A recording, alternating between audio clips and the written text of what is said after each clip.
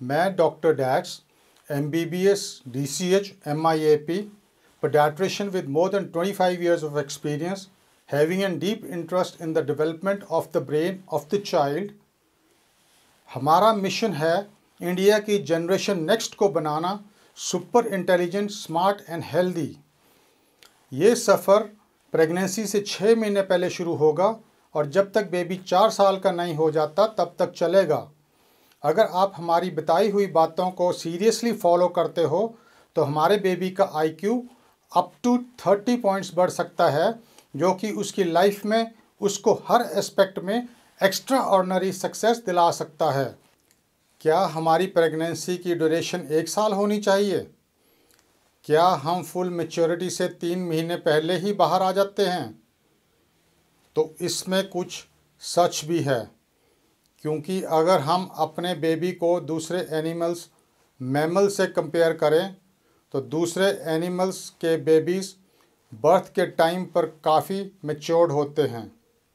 वो जल्दी ही यानी कि कुछ घंटों में ही खड़े हो जाते हैं और चल सकते हैं और भाग भी सकते हैं, परंतु हमारा बेबी बिल्कुल एक वीकलिंग सा क्रीचर होता है, जो कि देखा जाए तो वो फीडिंग और ब्रीदिंग के अलावा ज़्यादा कुछ नहीं कर पाता है।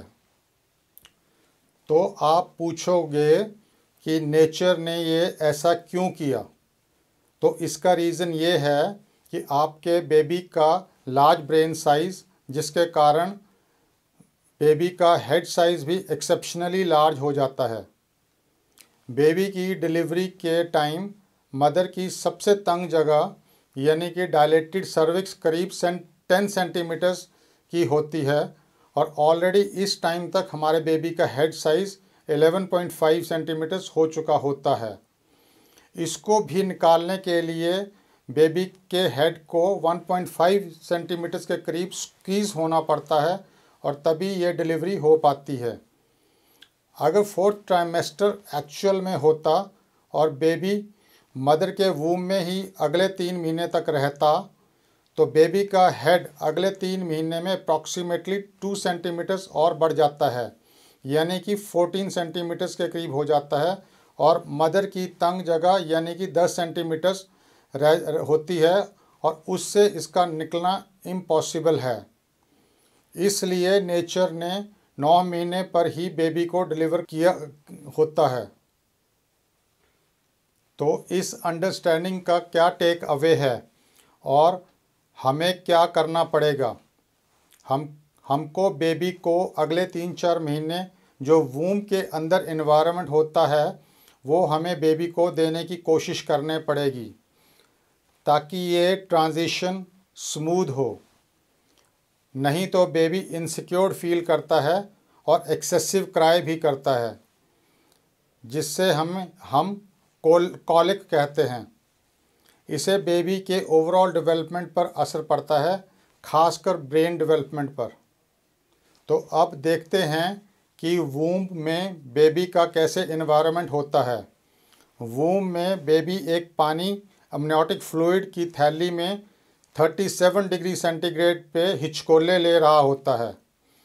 उसको मदर की मूवमेंट से हल्के हल्के बम्प्स मिलते हैं।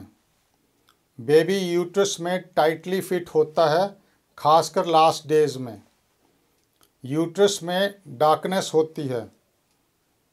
यूट्रस में मदर के ब्लड फ्लो के कारण काफ़ी नॉइज़ होती है और ये 50 से 70 डेसिबल्स तक हो सकती है और बेबी की हेयरिंग भी डेवलप हो रही है और वो इन सारी नॉइज़ेस को सुन सकता है और उसको इन नॉइज़ेस की आदत हो जाती है। बेबी यूट्रस में काफ़ी सोता है, बीच में उठता भी है और बॉडी को हिलाता भी है, जो मदर को किकिंग के रूप में फील होती है। बेबी थंब सकिंग भी करता है। बेबी को यूट्रस में भूख प्यास सांस लेने की कोई स्ट्रगल नहीं करनी पड़ती है, क्योंकि ये सब कुछ मदर के ब्लड से प्लेसेंटा और अम्बिलिकल कॉर्ड के द्वारा मिल जाता है। तो चलो इस इंफॉर्मेशन को बेबी पर कैसे इम्प्लीमेंट करें, इसको हमने 5 इम्पॉर्टेंट एरियाज़ में डिवाइड किया है और पार्ट 2 से पार्ट 5 तक के वीडियोस बनाए हैं, जिसे आप ज़रूर देखें। Join the movement, join our ever-growing family by clicking the link below and take care of our baby. Meme meme, पापा पापा, मेरे खातिर इस चैनल को सब्सक्राइब कर दो। Thank you meme, thank you पापा।